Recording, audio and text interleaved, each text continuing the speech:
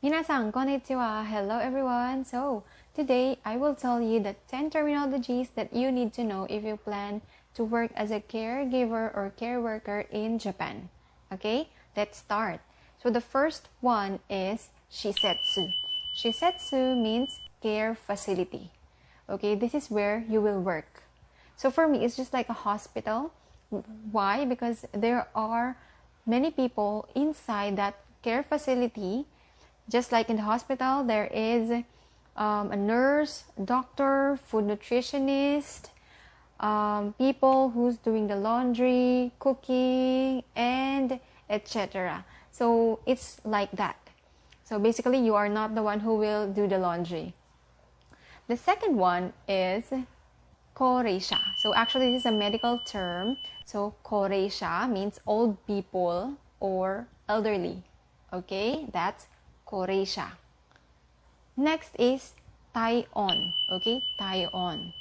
So this means body temperature. So of course, you need to check their body temperature. For example, before bathing them, if they're in good condition. Okay. Next is taiso. Okay, taiso means exercise. So we do this every morning for the elderlies. So if you've heard, please search radio taiso or radio exercise. Okay, that is a very well-known exercise in Japan. So taiso. Next is ireba. Ireba means dentures. So of course, we are the ones who clean those dentures, and they have their own specific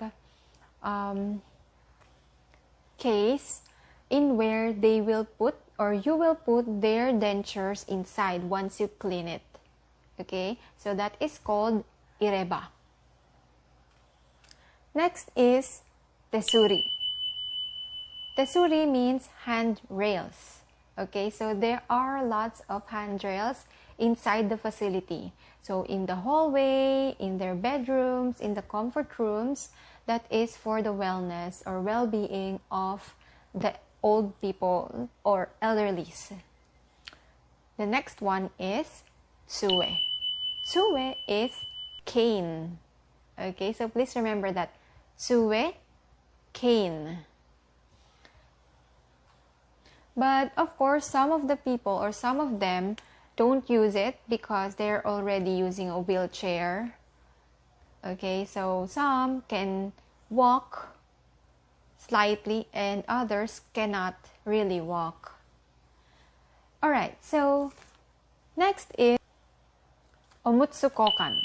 Okay, this is very important. Omutsu is diaper, kokan is change. So means diaper change. So we do this as caregivers. So we do diaper change, depends on the time. For example, when they woke up in the morning and before lunchtime or after lunch and then before bedtime. So we do this. So I, of course, put gloves, and that is 2 level or sometimes 3 hand gloves. Okay. Next one is ijo suru. Okay, ijo suru means to transfer. So for example, we will transfer them from bed to the wheelchair or wheelchair to bed.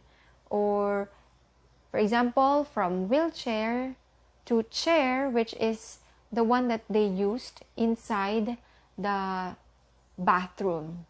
Okay, so of course we will not use their own wheelchairs inside the bathroom. And the number 10, the last one in our list is ninchisho. Okay, this is a medical term as well. Ninchisho means dementia.